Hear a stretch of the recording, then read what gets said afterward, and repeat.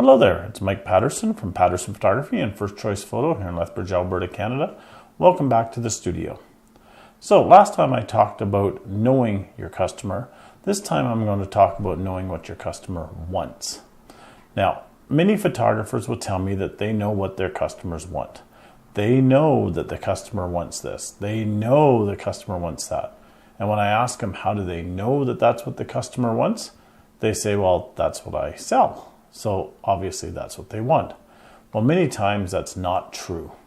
Many times a customer, one, may not know what they want. Two, they may just settle for what you offer. And three, you may be offering something that's close to what they want, but not exactly. So what do I mean by this?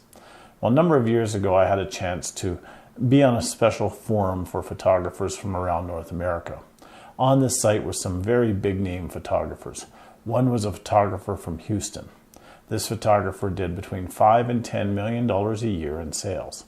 He had an acreage, he had a house, he had a pond down there, he had an office that employed 32 people.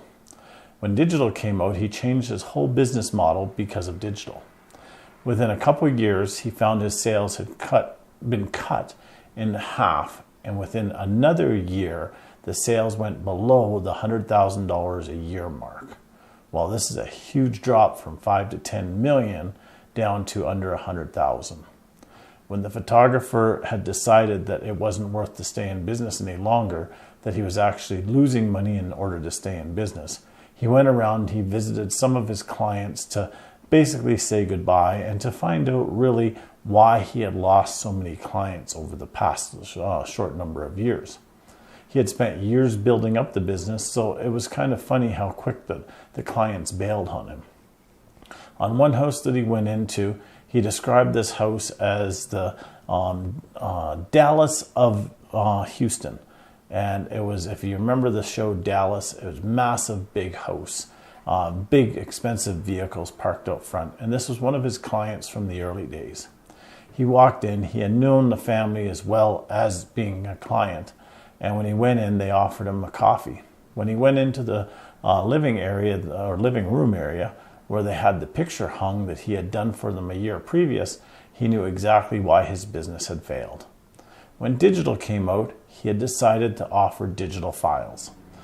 Up to that point, he had his own custom printing department that had originally started doing negatives, and then they would print all the stuff in-house and retouch it in-house and frame it in-house. Then when digital started, he switched over to digital and did some printing in-house. But he decided so many of his competitors were selling digital files that was obviously what the customer wanted. When he saw this picture hanging in the client's living room, he knew the answer to all of his issues that he had experienced over the past few years. What was it? He had provided this client with digital files because he thought that's what the client wanted. The client then took those files and went to a place and had a 30 by 40 printed and framed. When he saw the print, he knew exactly why the client never came back. First, it was out of focus. Second, it was very, very light. And third, the colors were insanely off. He immediately, after leaving that client, went back to his studio, found the digital file that the client had printed. He printed him another one and framed it at no charge, took it over to the client's house and presented it to him. The client looked at that picture, he looked at the one on the wall, and he said to the photographer, "We thought that it was your quality had dropped so badly. That's why we stopped having you take our picture. In fact, we thought because you went digital that the quality was so substandard to what we currently had in years past that we just gave up on having family pictures done." Now, that says a lot. This family had no issue with spending the money on a professionally printed image. Every year when he did the picture, he would take the image and he would frame it and present them with a new framed image. Every single year, they never reused a frame, so obviously money wasn't an issue. He thought the client wanted the digital files.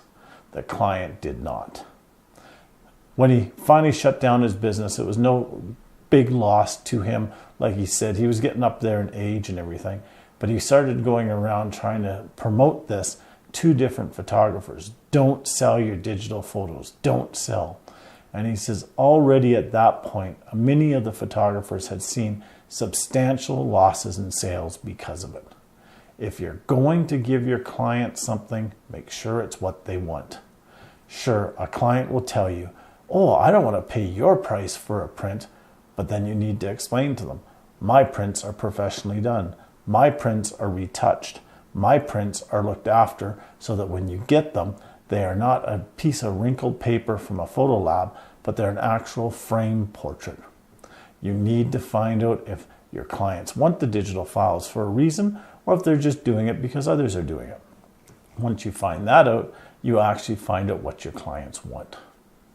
Next time I'm going to explain to you about another photographer that I had the pleasure of meeting years ago and what he did with his business to actually make it more successful, taking it from a $35 million a year business down to a business that made less than $1 million a year.